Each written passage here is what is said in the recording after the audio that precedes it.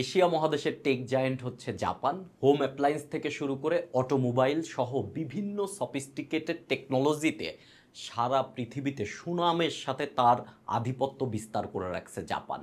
Japan শুধু technological কারণেই না, জিওপলিটিক্যাল কারণেও খুবই গুরুত্বপূর্ণ। প্রশান্ত মহাসাগরীয় এই অঞ্চলে কিন্তু বিগত প্রায় 7 দশক ধরে আমেরিকার পরীক্ষিত বন্ধু হচ্ছে জাপান।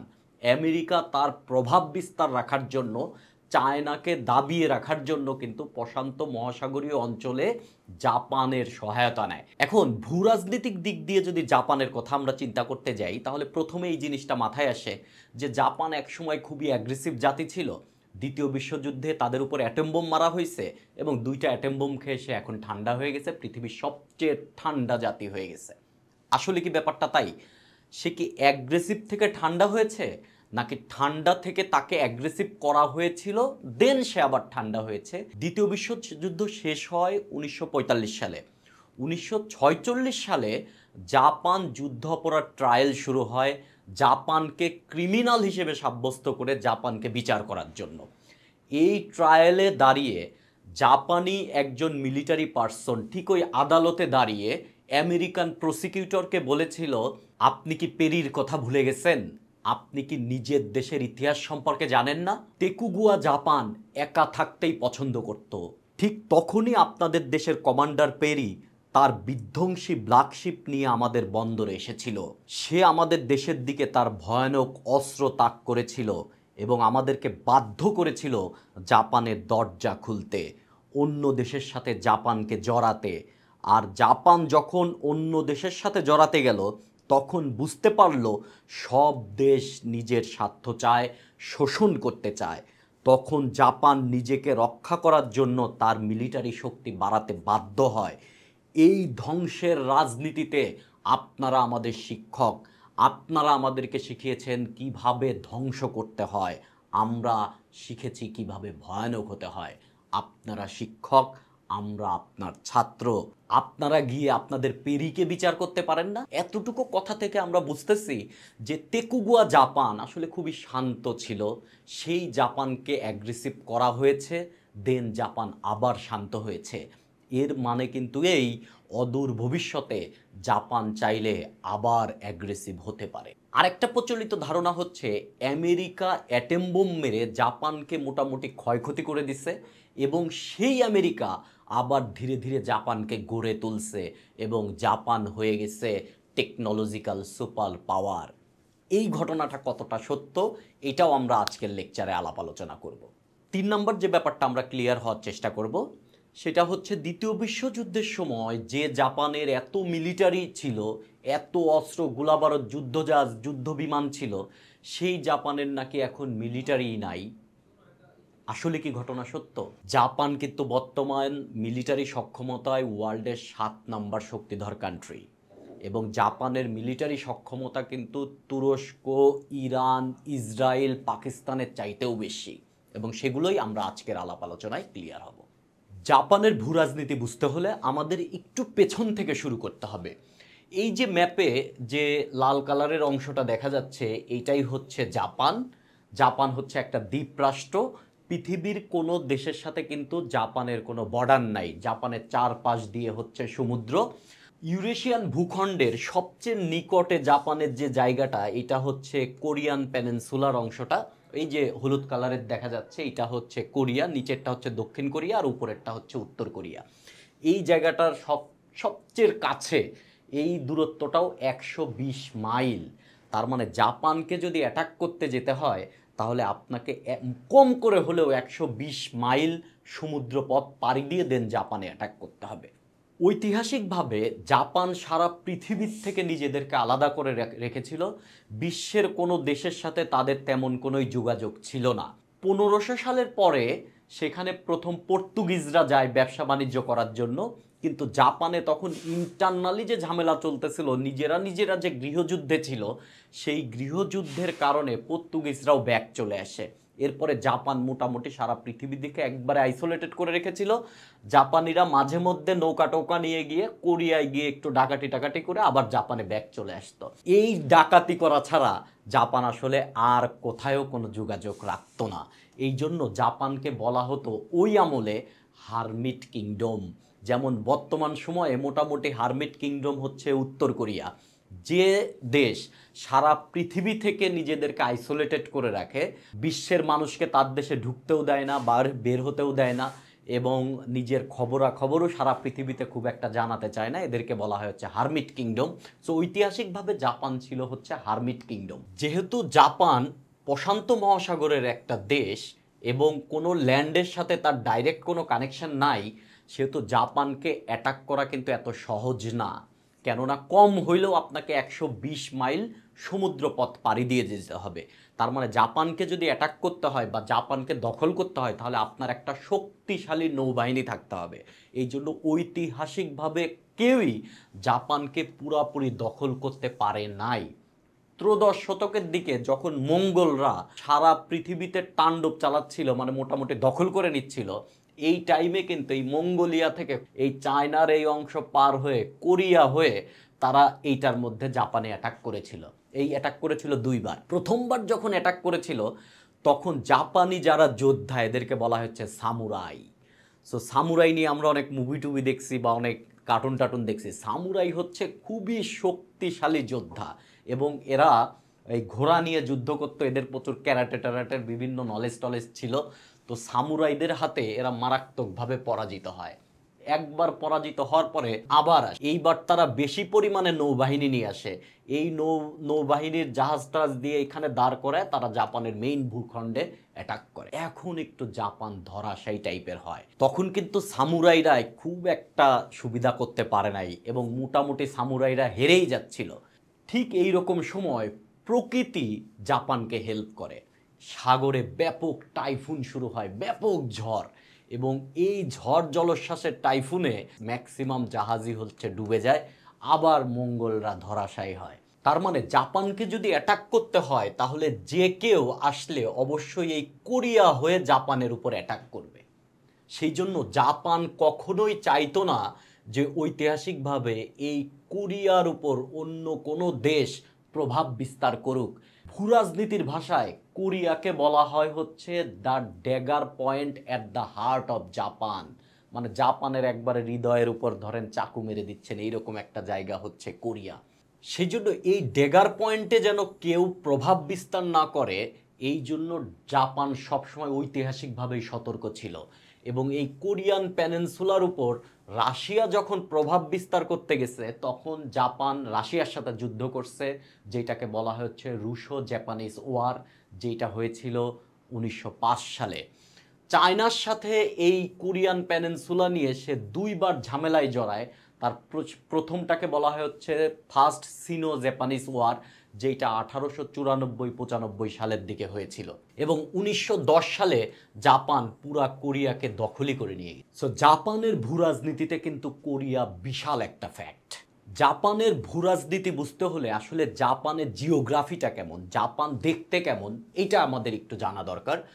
এই অংশটুকু হচ্ছে জাপান, এবং জাপান থেকে যদি আমরা পশ্চিমে তাকাই তাহলে এই অংশতে আছে হচ্ছে জাপান সাগর, এবং জাপান সাগর হচ্ছে ইউরেশিয়ান যে ল্যান্ডমাস এবং জাপানের মাঝখানে অবস্থিত।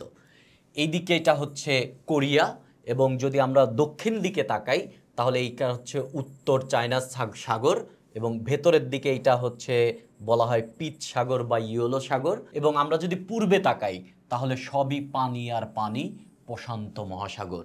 পূর্ব দিক দিয়ে যদি সূর্য উদিত হয় তাহলে পৃথিবী থেকে যদি কেউ দেখে তাহলে সবার আগে সূর্য দেখতে পারবে জাপান থেকে। এই জন্য জাপান নিজেদেরকে বলা হচ্ছে নিপ্পন।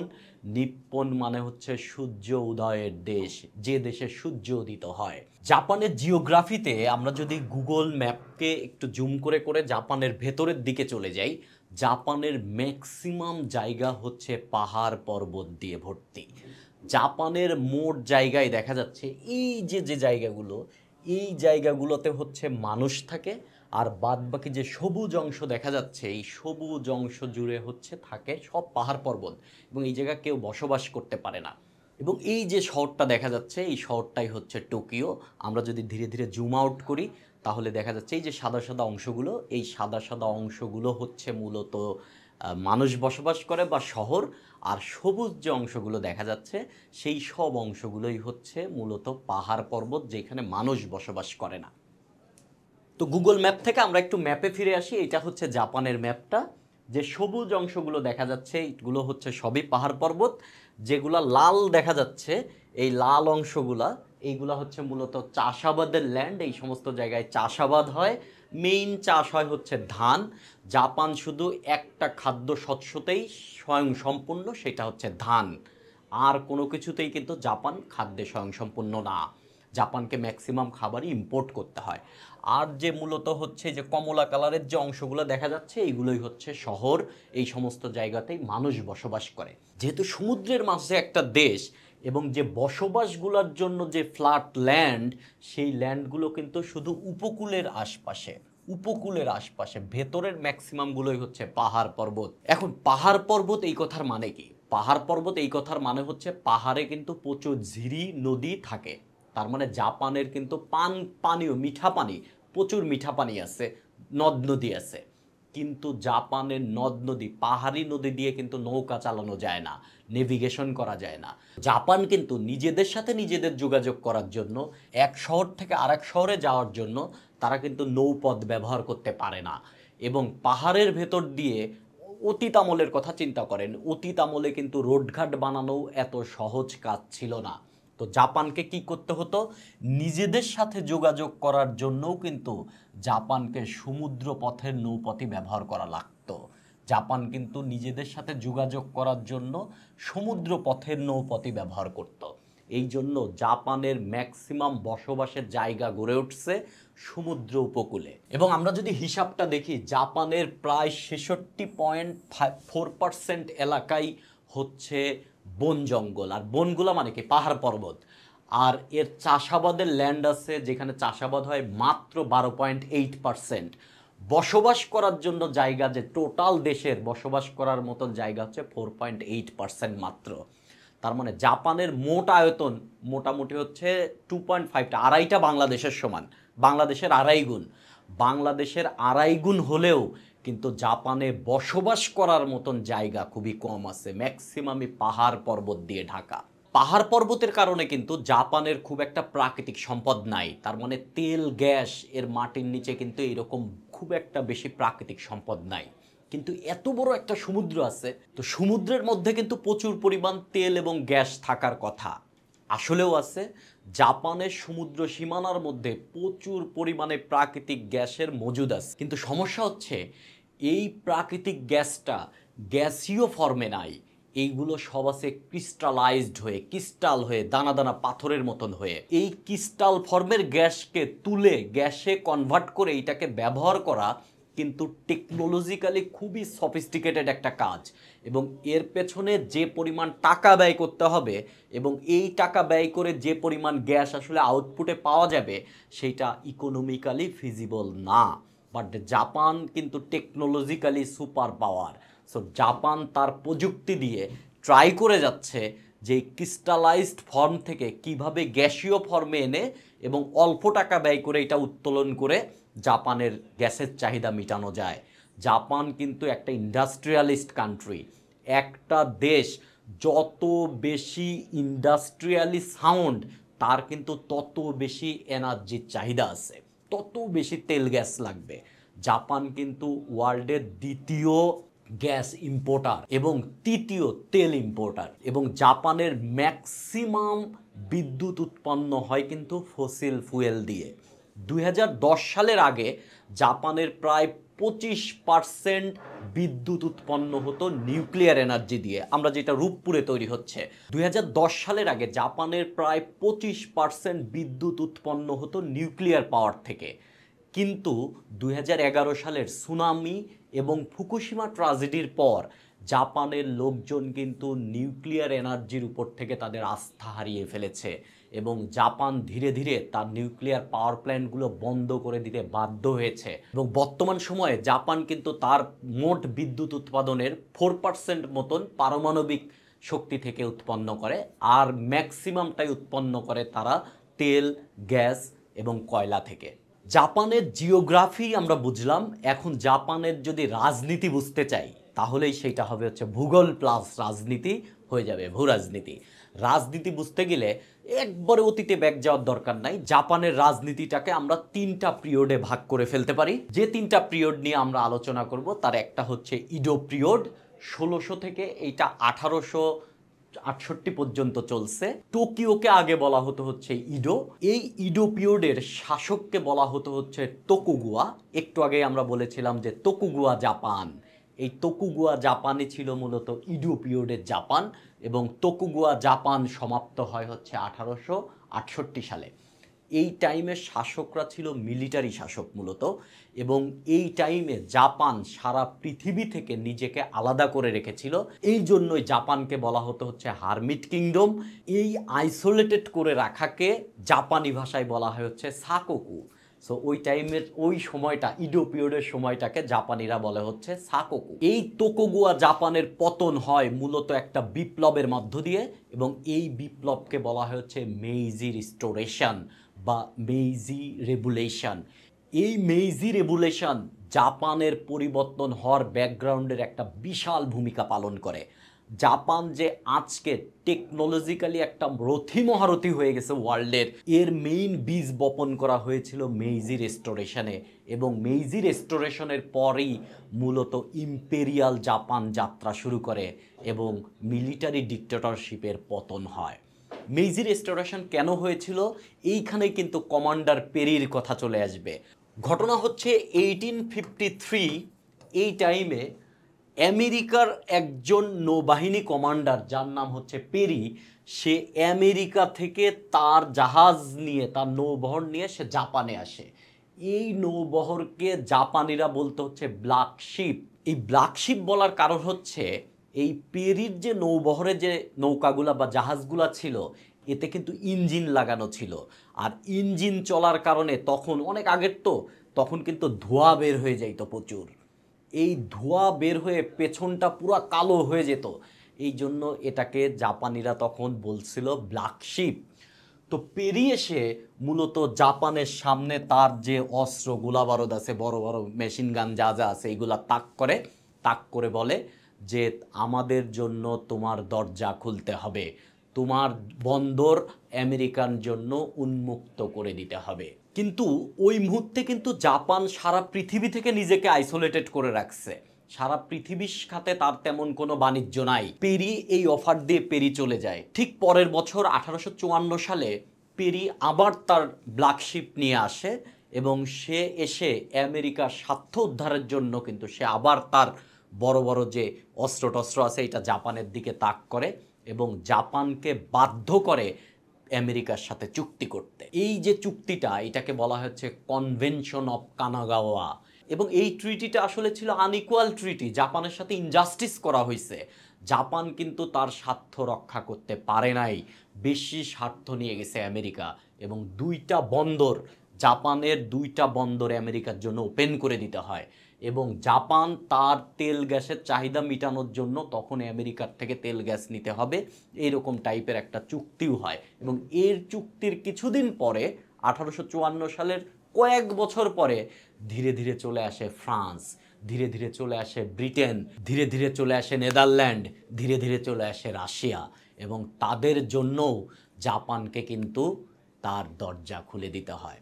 তখন জাপান দেখলো যে তার দরজা এতদিন বন্ধ ছিল তো ভালোই ছিল, এখন দরজা খুলছি আর পৃথিবীর এক একটা রাষ্ট্র এসে আমার কাছ থেকে স্বার্থ নিয়ে নিচ্ছে, এবং তদানীন্তন যে জাপান, যেটাকে বলা হয় তোকুগাওয়া জাপান, তারা এই স্বার্থটা দিতে বাধ্য হচ্ছিল। তখন মূলত মেইজি রেস্টোরেশন যাত্রা শুরু করে। তখন একদল মানুষ বিপ্লব করা শুরু করে, এবং তারা এইটা বলার ট্রাই করে যে আমরা আমাদের শক্তিকে বৃদ্ধি করব, এবং আমরা বিদেশি শক্তিদেরকে রুখে দিব, এবং আমরা আমাদের মিলিটারি সক্ষমতা, আমাদের প্রযুক্তি সক্ষমতা বৃদ্ধি করব। এই যে বিপ্লব, এই বিপ্লবটার নামই হচ্ছে মেইজি রেস্টোরেশন। এবং 1868-তে গিয়ে এই ইডো পিরিয়ডের সমাপ্তি হয় এবং গঠিত হয় ইম্পেরিয়াল জাপান। এবং ইম্পেরিয়াল জাপানের প্রধান কাজ ছিল নিজের মিলিটারি সক্ষমতা বৃদ্ধি করা এবং অন্য দেশ যেন আমার উপর স্বার্থ না নিতে পারে এই জিনিসটা চেক। এই মেইজি রেস্টোরেশনের মধ্য দিয়ে ইম্পেরিয়াল জাপান গঠিত হওয়ার পর ইম্পেরিয়াল জাপান একটা পররাষ্ট্রনীতি গঠন করে, যেইটাকে বলা হচ্ছে নানশিন রন, যার অর্থ হচ্ছে দক্ষিণ দিকে নিজেকে বিস্তার করা বা সাউথ এক্সপানশন ডক্ট্রিন। জাপান এইবার উল্টা কাজ করা শুরু করলো, আমরা এখন পৃথিবীর উপর নিজের স্বার্থ হাসিল করব। এবং ব্যাকগ্রাউন্ডে কিন্তু ইম্পেরিয়াল জাপান টেকনোলজিক্যালি বড় হওয়া শুরু করে। এই হচ্ছে ইম্পেরিয়াল জাপান। এই ইম্পেরিয়াল জাপান এখন নিজেদেরকে বিস্তার করবে, দক্ষিণ দিকে নিজেদেরকে বিস্তার করবে। এই জন্য হচ্ছে প্রথম যে যুদ্ধে জড়ায় সেইটাকে বলা হচ্ছে ফার্স্ট সিনো জাপানিজ ওয়ার। সিনো মানে হচ্ছে চায়না, এবং চায়নার সাথে সে যুদ্ধ করে 1895, 94 এবং 95 2 বছর ধরে যুদ্ধ চলে। সে তাইওয়ানকে দখল করে নেয়। এই জাপান থেকে কিন্তু ছোট ছোট আইল্যান্ড, ছোট ছোট এক একটা আইল্যান্ড নেমে আসছে একটা চেইনের মতন। এই আইল্যান্ড চেইনের নাম হচ্ছে রিওকিউ। এবং 1910 সালে সে পুরা উত্তর কোরিয়া এবং দক্ষিণ কোরিয়া, পুরা কোরিয়ান পেনিনসুলাকেই কিন্তু সে দখল করে নেয়। এই উত্তরের যে অংশটা, বিশাল একটা অংশ, এটার নাম হচ্ছে মাঞ্চুরিয়া। এই মাঞ্চুরিয়া পুরা দখল করে নেয় সে হচ্ছে 1932 সালে। এরপরে জাপানকে আর ফিরে তাকাতে হয় নাই। এই প্রশান্ত মহাসাগরের যে দ্বীপ রাষ্ট্রগুলো আছে, এই দ্বীপ রাষ্ট্রগুলো মূলত ছিল হচ্ছে ইউরোপের কলোনি বা উপনিবেশ। যেমন আমরা ভারতীয় উপমহাদেশ, আমাদেরকে শাসন করতো কারা? ইংরেজরা বা ব্রিটিশরা। ঠিক এইরকম যে বর্তমান সময়কের যেটা ভিয়েতনাম, লাওস, ক্যাম্বোডিয়া, এদের কিছু অংশ নিয়ে এই অঞ্চলটা ছিল হচ্ছে ফ্রান্সের। তখন কিন্তু এদের নাম ভিয়েতনাম ক্যাম্বোডিয়া ছিল না, তখন এইটার নাম ছিল হচ্ছে ফ্রেঞ্চ ইন্দো চায়না। একবারে নিচের দিকে, অর্থাৎ এই যে মালয়েশিয়া এবং ইন্দোনেশিয়ার কিছু অংশ দ্বীপ রাষ্ট্রগুলো নিয়ে, এইটা ছিল হচ্ছে ডাচদের কলোনি। এইটার নাম ছিল ডাচ ইস্ট ইন্ডিজ। তার উপরের যে অংশগুলো ছিল এই ফিলিপাইন টোটালটা ছিল হচ্ছে আমেরিকার দখলে। এই অংশগুলো ছিল মূলত ব্রিটিশের দখলে। এই দিকে যে ছোট ছোট আইল্যান্ডগুলো আছে, এর ম্যাক্সিমাম আইল্যান্ড ছিল আমেরিকার দখলে। এখন 1939 সাল থেকে কিন্তু ইউরোপে দ্বিতীয় বিশ্বযুদ্ধ শুরু হয়ে গেছে। তো ইউরোপিয়ানরা মূলত ইউরোপে তাদের যুদ্ধ নিয়ে ব্যস্ত। ঠিক এই সুযোগ নেয় হচ্ছে জাপান, এবং জাপান 1940-এর দিকে এসে সে কিন্তু ফ্রান্সের যে ইন্দো চায়না এবং ডাচ ইস্ট ইন্ডিজ, এই টোটাল অংশ দখল করে নেয়। ইভেন সে ফিলিপাইনও দখল করে নেয়। এবং 1937 থেকে সে পুরো দমে সে কিন্তু অ্যাটাক করতে থাকে চায়নাকে, এবং চায়নার ভিতরে সে কিন্তু বেইজিং পর্যন্ত ঢুকে যায়। নীল যে অংশগুলো দেখতেছেন, পুরো নীল অংশটার উপর মূলত ইম্পেরিয়াল জাপান তার আধিপত্য বিস্তার করে ফেলেছিল। আর লাল যে অংশগুলো দেখতেছেন, এইগুলো সবই হচ্ছে তখন আমেরিকার বন্ধু। এখন আপনি চিন্তা করেন, সাল হচ্ছে 1940, জাপান চায়নাকে দখল করে ফেলতেছে, এবং 1940-এ কিন্তু চিয়াং কাইশেক এবং তারা কিন্তু গণতান্ত্রিক সরকার বা ন্যাশনালিস্ট সরকার ছিলেন। তার মানে আমেরিকা অবশ্যই জাপানকে বাধা দিবে, এবং আমেরিকা খুব সিরিয়াসলি এই বাধাটা দেয়। জাপান তার তেল গ্যাসের জন্য পুরাপুরি ডিপেন্ডেন্ট ছিল হচ্ছে আমেরিকা। ম্যাপে আমেরিকাকে দেখা যাচ্ছে না, এই প্রশান্ত মহাসাগরের পুরা ওই পাশে হচ্ছে আমেরিকা। জাপানের যেহেতু তেল গ্যাস আমেরিকার কাছ থেকে আপনি তখন কিনতেছেন, তার মানে আপনার রিজার্ভ আমেরিকায় রাখা আছে, আপনার টাকা পয়সা অর্থ সম্পদ রাখা আছে। এবং আমেরিকা 1940 সালে জাপানের উপর মারাত্মক অর্থনৈতিক নিষেধাজ্ঞা দেয়, এবং এই নিষেধাজ্ঞার ফলে আমেরিকা জাপানের যে তেল এবং গ্যাস, এই টোটাল তেল গ্যাস সাপ্লাই বন্ধ করে দেয়। তো জাপান তার এগেনস্টে ব্যবস্থা গ্রহণ করার জন্যই কিন্তু জাপান ধীরে ধীরে দক্ষিণের দিকে প্রসারিত হতে থাকে, এবং সে মূলত ডাচ ইস্ট ইন্ডিজ থেকে তার তেল গ্যাস চাহিদা মেটানোর চেষ্টা করতেছিল। বাট এটা কিন্তু এত সহজ কাজ না যে মাটির নিচে তেল গ্যাস আছে, আপনি তেল গ্যাস আছে দেখেই আজকে জায়গা দখল করবেন দেখেই কালকের থেকে আপনার ওইখান থেকে তেল গ্যাসের সাপ্লাই হবে, ব্যাপারটা তা না। এখানে একটা বিশাল টেকনোলজিক্যাল খেলা আছে। বাট এই খেলাটা যতদিন ধরে খেলতে হবে ততদিনে তেল গ্যাস আপনার মজুদ আছে কিনা এটা কিন্তু আপনাকে দেখতে হবে। এবং নতুন নতুন টেরিটরি আপনি দখল করতেছেন। নতুন নতুন টেরিটরি দখল করা মানে কি, এই জায়গাগুলো আপনার হয়ে যাচ্ছে, এই মানুষগুলো আপনার হয়ে যাচ্ছে। সো এই জায়গাগুলোর জন্যও কিন্তু আপনার খাদ্যের সাপ্লাই দিতে হবে, এই জায়গাগুলোর জন্য আপনার তেল গ্যাসের সাপ্লাই দিতে হবে, এই জায়গাগুলোর জন্য কিন্তু আপনার বিভিন্ন মেডিকেল অ্যাসিস্ট্যান্টস এগুলো সব সাপ্লাই দিতে হবে। সো জাপানকে কিন্তু এই টোটাল জায়গায় একটা নতুন সাপ্লাই চেইন ইস্টাবলিশ করতে হয়, এবং এটা খুব একটা সহজ কাজ ছিল না। দ্বিতীয় বিশ্বযুদ্ধ চলতেছে, খুবই ডেঞ্জারাস অবস্থা ওয়ার্ল্ডের। এই মুহূর্তে জাপানের উপরে অর্থনৈতিক নিষেধাজ্ঞা দেওয়া এটা কিন্তু আমেরিকার খুবই বোল্ড একটা স্টেপ ছিল। এবং যখন ডিপ্লোম্যাটিক নেগোসিয়েশন তাদের মধ্যে চলতেছিল তখন জাপান আমেরিকাকে 3টা প্রস্তাব দেয়। তার 1 নম্বর প্রস্তাব ছিল হচ্ছে অর্থনৈতিক নিষেধাজ্ঞা তুলে নিতে হবে এবং তেল গ্যাসের সাপ্লাই ঠিক করে দিতে হবে। 2 নম্বর, আমেরিকা চায়নাকে যে সাহায্য সহযোগিতা দিচ্ছে চায়নাকে সাহায্য সহযোগিতা বন্ধ করতে হবে। এবং 3 নম্বর যে সত্যটা ছিল সেটা হচ্ছে এই ডাস্ট ইস্ট ইন্ডিজের উপর যে জাপান যে তার নিয়ন্ত্রণ প্রতিষ্ঠা করছে, এই নিয়ন্ত্রণে আমেরিকা কোনো ডিস্টার্ব দিবে না।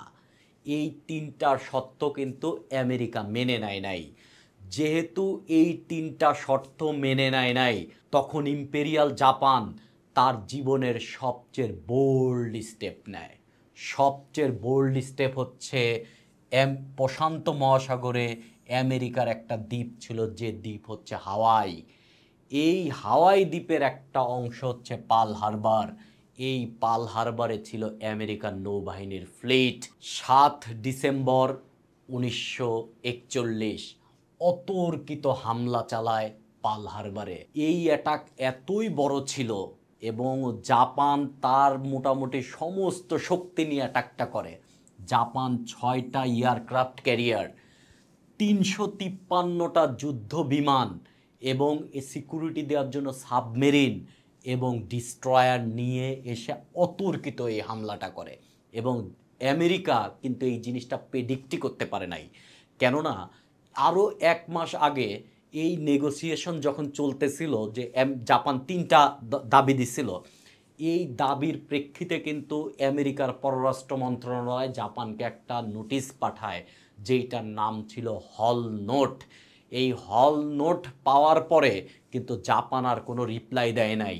এবং আমেরিকার সিক্রেট সার্ভিসরা জানতো যে জাপান আসলে আমেরিকাকে অ্যাটাক করার জন্য না, জাপান প্রস্তুতি নিচ্ছে থাইল্যান্ডকে অ্যাটাক করার জন্য। এটা ছিল আমেরিকার একটা ভুল প্রেডিকশান।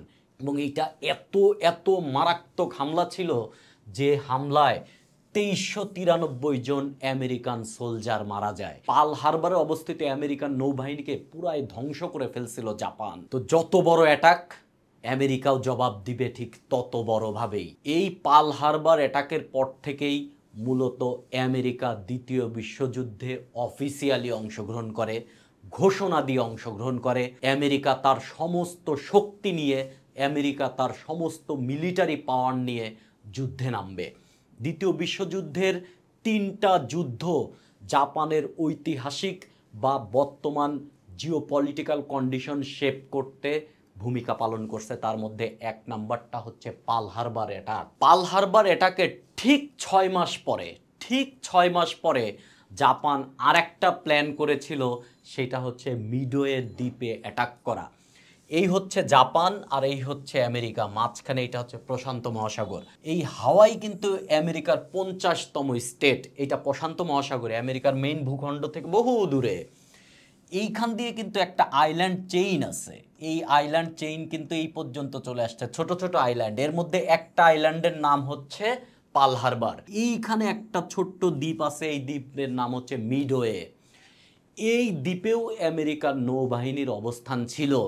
জাপান সেকেন্ড অ্যাটাকের প্ল্যান করে যে এই মিডওয়েতে গিয়ে সে অ্যাটাক করবে। কিন্তু আমেরিকা ইতিমধ্যে যে জাপানের যে প্ল্যান, এই প্ল্যানটা ডিকোড করে ফেলছে। অ্যাটাক করার প্ল্যান পরিকল্পনার জন্য তাদের তো রেডিওতে কথা বলতে হয়েছে। এই যে মেসেজ, এই মেসেজ ডিকোড করে এই অ্যাটাকের খবর আগেই জেনে গেছে আমেরিকা। সেই জন্য আমেরিকা শুরুতেই তার প্রস্তুতি নিয়ে রেখেছিল যে জাপান আসার সাথে সাথেই তাদেরকে জবাব দিয়ে দিতে হবে।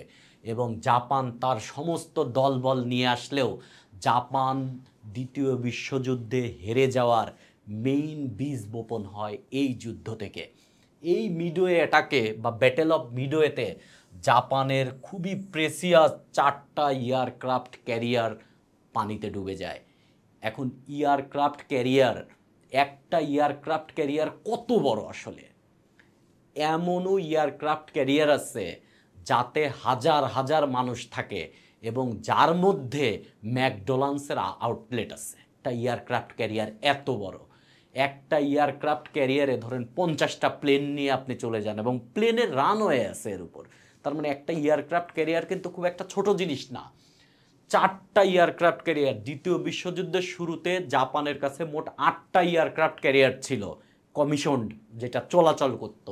সেই 8টা এয়ারক্রাফট ক্যারিয়ারের মধ্যে 4টাই ডুবে যায় এইখানে এবং জাপানের 248টা যুদ্ধ বিমান ধ্বংস হয়ে যায় এই যুদ্ধে এবং 2টা ডিস্ট্রয়ার ধ্বংস হয় এবং জাপানি সোলজার মারা যায় 3000-এরও বেশি, 3057 জন। এবং এইটা ছিল জাপানের বুকে সবচেয়ে বড় অ্যাটাক, আমেরিকার জবাব আর কি, ঠিক 6 মাস পরে পার্ল হারবার অ্যাটাকের পর। এরপর থেকেই জাপান মূলত একটু ডাউন হতে থাকে, বাট ডাউন হওয়া মানে কিন্তু ছেড়ে দেওয়া না। এই ঘটনা ঘটছে 1942-এ। এরপরেও কিন্তু প্রশান্ত মহাসাগরের বিভিন্ন দ্বীপে বিভিন্ন জায়গায় আমেরিকার সাথে কিন্তু যুদ্ধ চলতেছে। বাট সবচেয়ে বড় যুদ্ধ শুরু হয় হচ্ছে 1945 সালে, যেইটাকে বলা হয়েছে ব্যাটেল অফ ওকিনাওয়া। ওকিনাওয়াটা কোথায়? এই যে জাপান থেকে কিন্তু মেইন ভূখণ্ড থেকে কিন্তু ছোট ছোট অনেক দ্বীপ নিচে চলে আসছে এবং এই দ্বীপ চলে আসছে পুরো তাইওয়ান পর্যন্ত। এটাকে বলা হচ্ছে রিওকিউ আইল্যান্ড চেইন। এই রিওকিউ আইল্যান্ড চেইনের একটা দ্বীপ হচ্ছে ওকিনাওয়া, যেটা কিন্তু মেইন ভূখণ্ড থেকে প্রায় 350 কিলোমিটার দূরে। এই ওকিনাওয়াটাও একটা পাহাড়ি দ্বীপ, খুব অল্প কিছু মানুষ এইখানে বসবাস করত, বাট এইখানে মিলিটারি বেস ছিল ওকিনাওয়াতে। ওকিনাওয়ার বিভিন্ন জায়গায় পাহাড়ের চিপায় চাপায় বিভিন্ন গুহার মধ্যে এখনও এই ওকিনাওয়া ট্র্যাজেডিতে যারা মারা গেছে তাদের স্কেলেটন পাওয়া যায়, তাদের হাড়গোড় পাওয়া যায় এখনও। এইটা দ্বিতীয় বিশ্বযুদ্ধের সবচেয়ে মর্মান্তিক একটা যুদ্ধ ছিল। এই যুদ্ধে জাপানের 1,10,000-এরও বেশি সোলজার মারা যায় এবং জাপান প্রথমে দাবি করে যে তাদের প্রায় 7,800টা বিমান, 7,800টা যুদ্ধ বিমান এই যুদ্ধে ক্ষয়ক্ষতি হয়েছে। যদিও পরবর্তীতে বিভিন্ন রিপোর্টে আসছে 1430টা মূলত জাপানের। 1430টা প্লেনও কিন্তু কম না। সবচেয়ে খারাপ বিষয় হচ্ছে এই ওকিনাওয়াতে যারা মূলত বসবাস করত এরা তো সিভিলিয়ান, এদের তো এই যুদ্ধে কোনো পার্টিসিপেশন ছিল না। এই যুদ্ধে কিন্তু প্রায় 1 লাখেরও বেশি সিভিলিয়ান মারা যায় এবং জাপান এইখানে যুদ্ধ করার সময় ফ্রন্টে এই ওকিনাওয়ার 10 থেকে 18 বছরের শিশুদেরকে পর্যন্ত এই যুদ্ধে জাপান অংশগ্রহণ করাইছে। এবং আরও ব্যাপার হচ্ছে 42-এ মিডওয়েতে তাদের নৌফ্লিট থেকে 4টা এয়ারক্রাফট ক্যারিয়ার ডুবে গেছে। তার মানে বিমান নিয়ে আপনি যদি মহাসাগরে যুদ্ধ করতে আসেন তাহলে বিমান রাখবেন কোথায়? আপনার তো এয়ারক্রাফট ক্যারিয়ার নাই।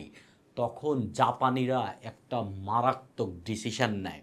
তারা বলে যে বিমান রাখা লাগবে না, আমি বিমান উড়াবো, বিমানে বোম থাকবে, সুইসাইডাল অ্যাটাক। আমি বিমান নিয়ে গিয়ে আমেরিকার জাহাজের উপর পড়ে যাব এবং বিমান ধ্বংস হয়ে যাবে, ও জাহাজ ধ্বংস হয়ে যাবে, আমিও ধ্বংস হয়ে যাব। সুইসাইডাল অ্যাটাক, এইটাকে তারা বলছে কামিকাজা। এই কামিকাজা মানে কিন্তু ওই যে আগেই বলে আসছি পবিত্র বাতাস। ওকিনাওয়াতে কিন্তু আমেরিকারও প্রায় 12,000-এর মতন সোলজার মারা যায় এবং টোটাল ক্যাজুয়ালিটির সংখ্যা ছিল প্রায় 70,000, যার মধ্যে 33,000 এরা কিন্তু যুদ্ধে অসুস্থ হয়ে যায় নাই, এরা মানসিকভাবে অসুস্থ হয়ে গেছে। যে যুদ্ধের এত ভয়াবহতা দেখে মানসিক ভারসাম্য হারায় ফেলছে 33,000 মানুষ। এবং আমেরিকার প্রায় 768টা প্লেন ধ্বংস হয়। মানে কি পরিমাণ ক্ষয়ক্ষতি এই যুদ্ধে হয়েছে। আজ 2024 সালে এসে এই অকিনোয়া দ্বীপে কিন্তু জাপান আবার তাদের মিলিটারি বেজ স্থাপন করে জাপান আবার মিলিটারিলি সক্ষমতা বৃদ্ধি করতেছে। এবং এই অকিনোয়ার যারা নেটিভ আছে তারা কিন্তু এখনও পাহাড়ের বিভিন্ন গর্তে, পাহাড়ের গুহায় তাদের পূর্বপুরুষের বোনস, তাদের পূর্বপুরুষের মাথা এগুলা পায় এবং তারা পূজাও করে এখানে। এই অকিনাওয়া ব্যাটেলের পরেই মূলত আসলে জাপানের অবস্থা খারাপ হয়ে যায়। তারপরেও কিন্তু জাপান হাল ছেড়ে দেয় নাই, জাপান তার যুদ্ধ অব্যাহত রাখছে। ইতিমধ্যে একটা ভিন্ন ঘটনা ঘটে গেছে। ম্যানহাটন প্রজেক্টের আন্ডারে ওপেনহেইমার যে পারমাণবিক বোমের গবেষণা করতেছিল, সেই লোকেশনটা ছিল ঠিক এইরকম একটা জায়গায়, আমেরিকার একটা স্টেট, মেক্সিকো বর্ডারে। এই স্টেটটার নাম হচ্ছে নিউ মেক্সিকো। এইখানের মানুষজন নাই, ব্যারেন একটা অঞ্চলে কিন্তু ম্যানহাটন প্রজেক্টের কার্যক্রম চলতেছিল। এইখানে কিন্তু পৃথিবীতে প্রথম পারমাণবিক বোমার সফল বিস্ফোরণ হয়, টেস্ট হয়। এবং এই টেস্টটা হয় 1945 সালের 16ই জুলাই। এই জিনিসটা, এই তারিখটা খুব ইম্পর্টেন্ট। এই টাইমে কিন্তু আমেরিকা বুঝতে পারে যে তার কাছে একটা অলৌকিক জিনিস আসছে। সে এখন কাউকে অ্যাটাক করলে সে চূর্ণ বিচূর্ণ হয়ে যাবে। জাপানকে পরাজিত করতে তখন আমেরিকার হাতে দুইটা অপশন ছিল, কেননা ইতোমধ্যে কিন্তু ইউরোপে জার্মানি আত্মসমর্পণ করে ফেলছে। জার্মানি যেহেতু আত্মসমর্পণ করে ফেলছে, সেহেতু ইউরোপের যুদ্ধ কিন্তু বন্ধ হয়ে গেছে। তার মানে রাশিয়ার যে সোলজারগুলা ইউরোপে যুদ্ধ করতেছিল, তারা কিন্তু এখন তার পূর্ব দিকের সীমান্তে চলে আসছে। এবং এই পূর্ব দিক দিয়ে রাশিয়া এসে জাপানকে অ্যাটাক করতে পারে। আমেরিকা তার দলবল নিয়ে অকিনোয়া পর্যন্ত চলে আসছে। এই অকিনোয়া থেকেই সে মেইন ভূখণ্ডে যাবে। তার মানে উপর দিক থেকে যদি রাশিয়া আসে এবং নিচের দিক দিয়ে যদি আমেরিকান সৈন্য যায়, তাহলে কিছুদিনের মধ্যেই কিন্তু জাপান আত্মসমর্পণ করতে বাধ্য হবে। কিন্তু আপনি যদি রাশিয়ার সাথে যুদ্ধ করেন, যুদ্ধে যেতেন, তাহলে তো যুদ্ধ জিতার পরে জাপানকে দুই ভাগ করতে হবে। এক ভাগ আপনাকে দিয়ে দিতে হবে না রাশিয়াকে? যুদ্ধে জেতার পরে কি হয়? যুদ্ধে জেতার পরে প্রথম কাজ, যে জয়লাভ করে সে ওই দেশের সোলজারদেরকে বন্দি বানায়। এবং এই কাজটা করতো নেপোলিয়ান। নেপোলিয়ান কিন্তু বন্দি বানায় সেই বন্দিদেরকে নিজের সৈন্য হিসেবে ব্যবহার করত। এবং নেপোলিয়ানের যত সৈন্য ছিল, এর ম্যাক্সিমাম সৈন্যই ছিল কিন্তু বন্দি করা সৈন্য। এই অঞ্চলের যে সম্পত্তি আছে, সেই সম্পত্তির উপর, ন্যাচারাল রিসোর্স যত সম্পত্তি আছে, এর উপর আপনি আপনার দখলদারিত্ব প্রতিষ্ঠা করবেন। সবচেয়ে বড় বিষয় হচ্ছে আপনি ওই দেশে আপনার মতাদর্শ চালায়া দিবেন। আমেরিকার মতাদর্শ হচ্ছে গণতন্ত্র, আর তদানীন্তন রাশিয়া বা সোভিয়েত ইউনিয়নের মতাদর্শ তো কমিউনিজম। সো আমেরিকা এই অঞ্চলে কমিউনিজম চায় না। সো এই অপশনটা কিন্তু আমেরিকা নিতে নারাজ, যে রাশিয়ার সাথে সাহায্য নিয়ে জাপানকে জয় করবে, এইটা নিতে আমেরিকা চায় নাই। আমেরিকা তার 2 নাম্বার অলৌকিক অস্ত্র ব্যবহার করতে চাইছে। মাত্র কয়দিন আগে ভাই, 16ই জুলাই টেস্ট, মাঝখানে 1 মাসও যায় নাই। 6 তারিখ এবং 9 তারিখ আগস্ট মাসের 2 দিন হিরোশিমা এবং নাগাসাকিতে সে অ্যাটম বোম মেরে দিচ্ছে। People laughed, few people cried, most people were silent. এবং এই 2টা অ্যাটম বোমে 1945 সালের শেষ পর্যন্ত প্রায় 2.5 লক্ষ মানুষ মারা গেছে। Now I am become death, the destroyer of worlds. এবং জাপান নিঃস্বার্থ আত্মসমর্পণ করছে। এবং জাপানের তদানীন্তন যিনি এম্পায়ার হিরোহিত, 15ই আগস্ট 1945 সালে তিনি জাতির উদ্দেশ্যে ভাষণ দেয়। এই ভাষণেও কিন্তু সে একবারও আত্মসমর্পণ শব্দটা উচ্চারণ করে নাই। সে বক্তৃতায় বলেছে, আর একটা অ্যাটম বোম খাওয়ার চাইতে আমরা শান্তির দিকে যাওয়ার চেষ্টা করতেছি। আত্মসমর্পণের কথা বলে নাই। বাট আত্মসমর্পণের দলিলে অফিসিয়ালি সিগনেচার হয়েছে সেপ্টেম্বরের 2 তারিখ। এবং সেপ্টেম্বরের 2 তারিখে অফিসিয়ালি সিগনেচার হওয়ার পর নতুন আর একটা অধ্যায় জাপানের শুরু হয়। সেইটা হচ্ছে আমেরিকান দখলে জাপান। যারা 47তম বিসিএস প্রিলিমিনারি প্রস্তুতি একটু ব্রডভাবে নিতে চান, অর্থাৎ আপনার প্রিলিমিনারি প্রস্তুতির সাথে একটু রিটেনের ভাব জাগ্রত হবে। তাদের উদ্দেশ্যে বলি, বাংলাদেশ বিষয় বলি, আন্তর্জাতিক বিষয় বলি, বাংলা সাহিত্য এবং ইংলিশ সাহিত্যে আমার একটি কোর্স চলমান আছে। এই চলমান কোর্সে আপনি এনরোল করতে পারবেন। এই 4টা সাবজেক্টে আমি পড়াচ্ছি। এই ভিডিওর ডেসক্রিপশনে লিংক দেওয়া থাকবে। এই লিংকের মাধ্যমে আপনি কোর্সের বিস্তারিত জানতে পারবেন এবং এই লিংকের মাধ্যমে আপনি ভর্তি হতে পারবেন। আজকের লেকচারে মূলত আমরা ঐতিহাসিকভাবে জাপানের ভূরাজনৈতিক শেপ কিভাবে রেডি হয়েছে এই দিকে আমরা বেশি গুরুত্ব দিয়েছি।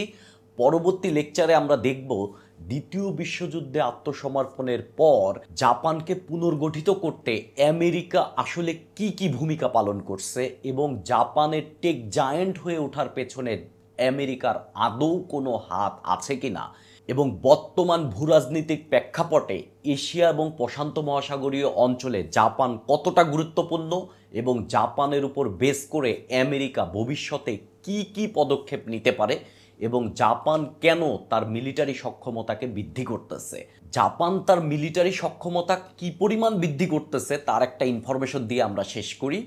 প্রজেক্ট 76 এর ব্যানারে জাপানের কাছ থেকে প্রায় হাফ ডজন ব্যাটারি চালিত সাবমেরিন কেনার চুক্তি করতে চাচ্ছে যে ইন্ডিয়ার মতন পারমাণবিক শক্তিধর রাষ্ট্র, সেও যাচ্ছে জাপানের কাছে তার আর্সেনাল বৃদ্ধি করতে। বর্তমান ভূরাজনীতিতে জাপান কি ভূমিকা পালন করতেছে এবং ভবিষ্যতে জাপানের ভূরাজনৈতিক শেপ কেমন হতে পারে সেটা নিয়ে পরের পর্বে কথা হবে। বাংলাদেশ চিরজীবী হোক।